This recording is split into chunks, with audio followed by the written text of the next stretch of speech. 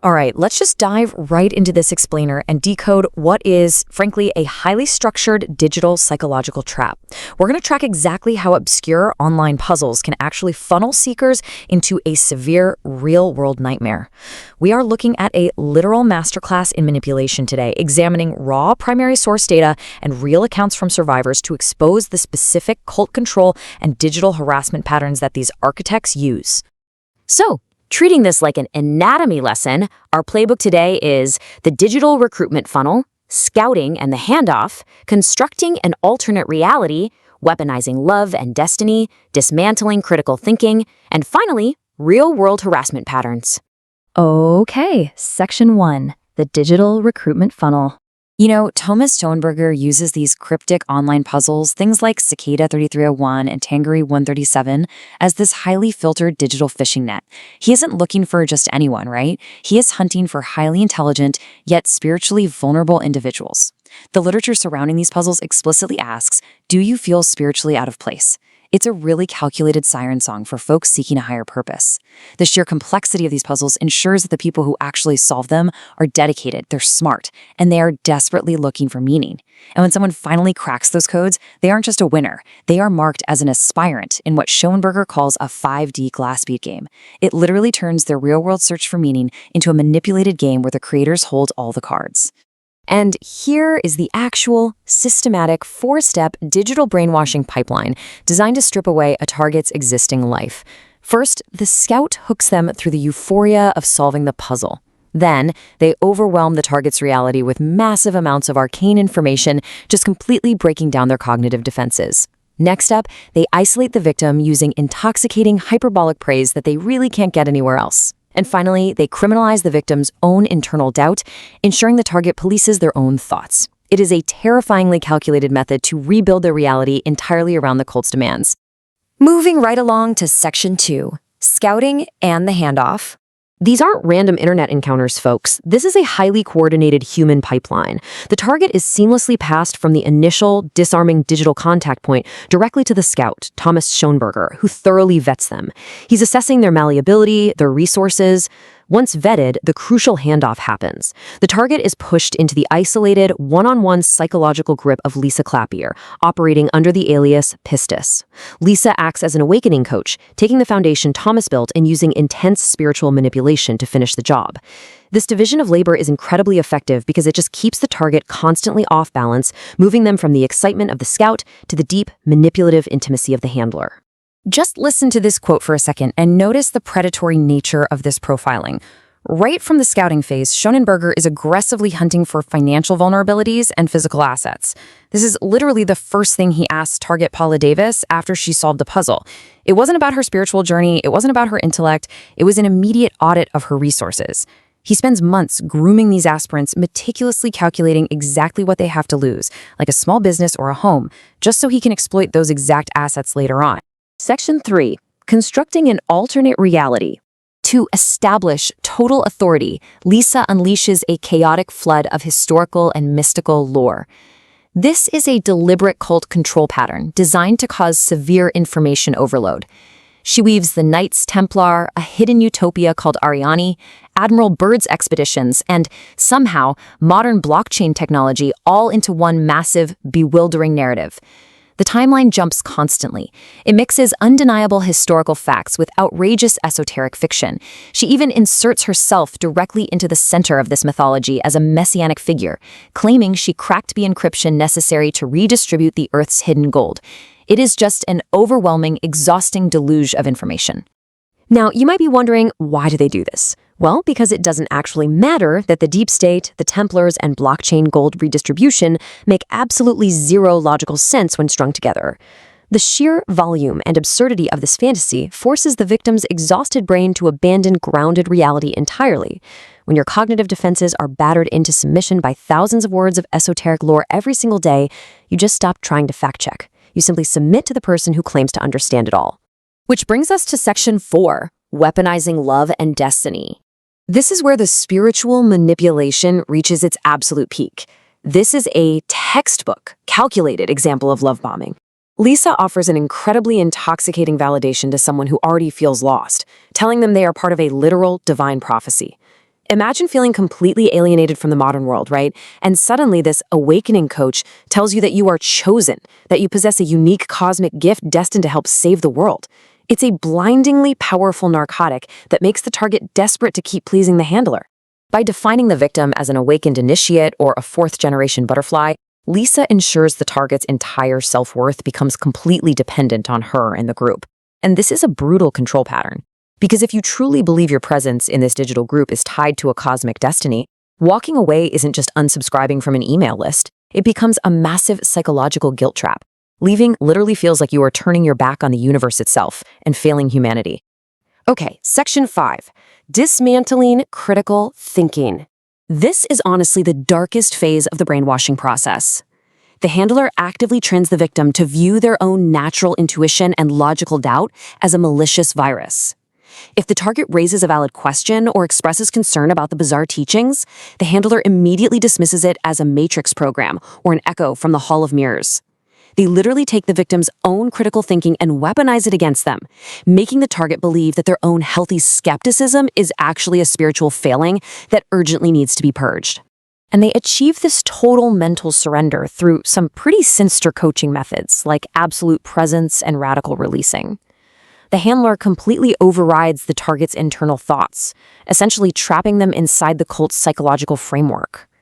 The coach insists that standard human thought and logic are just deceptions, and that only they, the handler, hold the true certainty of reality. This elegantly and ruthlessly isolates the victim from any outside professional mental health support, because any real therapist would just be viewed as another matrix program trying to pull them away from the truth. And finally, Section 6. Real-world harassment patterns. Tracing the harrowing journey of survivor Paula Davis, we can see exactly how the digital funnel breaks down into absolute physical terror. Within just a few short months of meeting Schoenberger through that initial puzzle, the intense indoctrination, hypnotic music links, constant email bombardment, and severe spiritual abuse fundamentally fractured her reality. It escalated so rapidly, it actually caused severe psychiatric breakdowns, eventually requiring inpatient hospitalization. Get this, in an absolutely terrifying display of real-world control, Thomas Schoenberger literally impersonated a California neurologist. He called the hospital, managed to bypass HIPAA laws, and convinced the medical staff that Paula wasn't suicidal at all, that she simply needed sleep and a Xanax prescription. He successfully got her released right back into his digital grip, completely overriding her own family, who was practically begging the facility to keep her safe and get her real psychiatric help. Absolutely wild. And when victims finally do try to pull away, Schoenberger unleashes a coordinated, vicious gang-stalking campaign. These are severe digital harassment patterns meant to destroy a person's physical life. He maliciously turns public services into actual weapons, calling fake SWAT teams and sending protective services to victims' homes just to terrorize them. He doxes their addresses. He literally pays people to ruin their local businesses with fake reviews and harassment. He even uses what he calls a Judas curse, which is an intense, concentrated online harassment tactic linked to the suicides of multiple targets who felt they simply couldn't escape the terror. 950. Just let that sink in for a second. That is the staggering number of defamatory videos Schoenberger created on YouTube alone to stalk, defame, and mentally torture the Davis family and other survivors. It is just endless, exhausting lawfare. When one channel got taken down by the platform, he just spun up another one, continuing this relentless digital abuse despite being a convicted felony stalker with permanent lifetime court injunctions actively against him. So the next time you see flowery jargon promising secret cosmic truths online, I want you to remember this digital funnel. Remember the puzzles designed to hunt for vulnerabilities, the awakening coaches waiting to isolate you, and the intense spiritual manipulation used to dismantle your logic. Engage your critical thinking and ask yourself who really benefits from your awakening. Because as we've seen today, what starts as a simple online puzzle can very quickly devolve into a devastating system of abuse. Keep your eyes open and always question the source of the ultimate truth. Today, we're diving into a highly complex, multi-jurisdictional legal battle to uncover the anatomy of a lawsuit that goes way, way beyond your typical civil dispute. We're going to take a really close look at a case involving severe allegations of venue shopping, cyberstalking, and claims that a plaintiff is actively weaponizing the court system itself to re-traumatize his alleged victims. All right, let's jump right in and unpack exactly what the legal documents reveal. Here is our roadmap for today. We'll cover 1. A sprawling legal battle. 2. The jurisdiction question. 3. Severe claims in affidavits. 4. The plaintiff's response. And 5. The court's final rulings. Section 1. A sprawling legal battle. The origins of the dispute. So we are looking at a pretty bizarre dispute initiated by a plaintiff, Thomas Schoenberger, out of the state of Utah, against defendants who are scattered across completely different parts of the country. But before we get into who is where, it is absolutely crucial to understand a legal concept that is central to the defense in this explainer, and that's venue shopping. It's pretty much what it sounds like. Venue shopping is the practice of filing a lawsuit in a court that's thought to be the most favorable to the plaintiff. But a lot of the time, it's used to put defendants at a massive geographic or logistical disadvantage. In the context of this specific case, the defendants are arguing that Schoenberger is using the courts to venue shop specifically to make defending themselves as difficult and frankly as expensive as humanly possible. And this perfectly illustrates the geographical puzzle at the heart of their claims. On one side, we have the plaintiff located in Utah. We have one defendant, Lisa Derrick, out in California, and another, Paula Sue Davis, residing in Indiana. Yet, on the other side of this, where did Schoenberger actually choose to file this lawsuit? A state circuit court in Wayne County, Michigan, a state where literally none of these specific individuals live. You kind of have to ask yourself, why Michigan? And how did the defendants respond to being dragged out there? Section 2. Severe claims in affidavits. Allegations of harassment and re-traumatization. Let's examine the sworn affidavits filed by the defendants, because they detail some extremely severe allegations. What you're seeing here are the actual headers of the sworn affidavits submitted to the Wayne County Court by Lisa Derrick and Paula Sue Davis. What's really interesting about this is that it firmly roots this crazy, sprawling internet drama right into concrete, under oath legal reality. I mean, when you sign an affidavit, you are swearing under penalty of perjury that what you are saying is the absolute truth. And the claims they make are honestly startling. According to Derrick's sworn affidavit, she doesn't mince words. She states outright, "I believe that Thomas Schoenberger included me in this lawsuit purely for harassment purposes." She's basically arguing that dragging her from California all the way into a Michigan courtroom is a calculated move to punish her, not some legitimate pursuit of justice. Let's break down exactly what Derrick is alleging under oath. First, she emphasizes she has absolutely zero connection to Michigan. She's never even stepped foot in the state. But the context she provides is heavy. She claims, under oath, to have had a past non-consensual sexual encounter with Schoenberger. She states that after she shared her truthful story about this incident on a 2020 podcast, Schoenberger and his associates just unleashed this relentless campaign to harass and stalk her. Her legal argument here is that this Michigan lawsuit is simply the latest tool in that ongoing harassment campaign. The second defendant, Paula Sue Davis, really echoes that chilling sentiment in her own affidavit. She states, Schoenberger and his associates began cyberstalking me, sometimes sending me scores of emails every day. This has caused me to suffer additional trauma. This speaks directly to the absolute core of their defense, that the plaintiff is utilizing the legal system to purposefully re-traumatize his alleged stalking victims. Let's see how Davis's story builds on this. Davis is a housewife residing in Indiana, and just like Derrick, she swears she has zero contacts with Michigan. She explains that she actually connected with Schoenberger online back in 2017 through his YouTube music channel and that wild internet puzzle, Cicada 3301.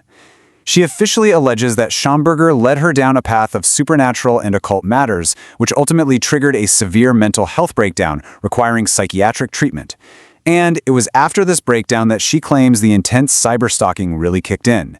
So for Davis, being named in a Michigan lawsuit is not just grossly unfair, it's deeply retaliatory. Section 3. The plaintiff's response. Defamation and judicial privileges. But, every legal battle has two sides. So the crucial question is, how did the plaintiff react to these explosive affidavits being entered into the public court record? Well, Schoenberger fought back aggressively. In a verified federal response, he claims that these very affidavits from Derrick and Davis contain false and malicious statements.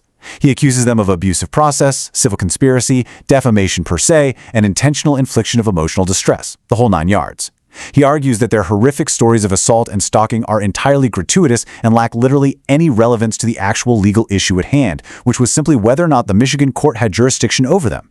However, the defendants totally anticipated this. They counted his defamation claims in a legal memo by pointing to a rock-solid legal concept, the judicial proceedings privilege. Essentially, statements made during the course of judicial proceedings are absolutely privileged. Basically, the law says you cannot be sued for defamation for statements you make in a sworn court filing, like an affidavit, as long as it relates to the matter at issue. The defense argued their history with Schoenberger was highly relevant to explain exactly why they were being unfairly targeted in a Michigan court. So with severe allegations of harassment flying from one side and aggressive claims of defamation from the other, how did the legal system actually resolve this multi-jurisdictional mess? Section 4. The court's final rulings, dismissals and denials. The objective, undeniable legal reality is found right here in this official order from Judge Martha M. Snow in Wayne County, Michigan. On November 7, 2025, she granted the defendant's motion for summary disposition. Because of a total lack of personal jurisdiction, the Wayne County case against Lisa Derrick and Paula Sue Davis was completely thrown out. The court firmly agreed, you simply cannot sue these women in Michigan. But Schoenberger didn't just stop there. He actually filed a motion to vacate that dismissal order, trying to get the case reinstated. But as the court's subsequent order shows, the judge was having absolutely none of it. On April 6, 2026, Judge Catherine L. Heiss explicitly denied his verified motion to vacate. His attempts to keep these women entangled in the Michigan court system were firmly shut down. This timeline perfectly maps out the rapid succession of the court's actions. In November 2025, the state case gets thrown out. In March 2026, as the battle spills over into federal court, a federal judge determines a motion to dismiss without even needing to hear oral argument. And by April 2026, the state court completely shuts down Schoenberger's motion to vacate. What you really should take away from this is a consistent, rapid rejection by multiple judges of the plaintiff's attempts to maintain his grip on these defendants in these specific jurisdictions. As we look at these undeniable court rulings throwing out the Wayne County case and denying the plaintiff's motions, it leaves us with a critical thought. The documents we've explored today highlight severe allegations of an individual using the courts to venue shop and re-traumatize victims from afar. It begs a highly provocative question. When personal grievances cross state lines, where exactly is the boundary between legitimately seeking legal justice and weaponizing the court system itself to inflict further harm? Thank you so much for joining me for this explainer, and keep asking the tough questions.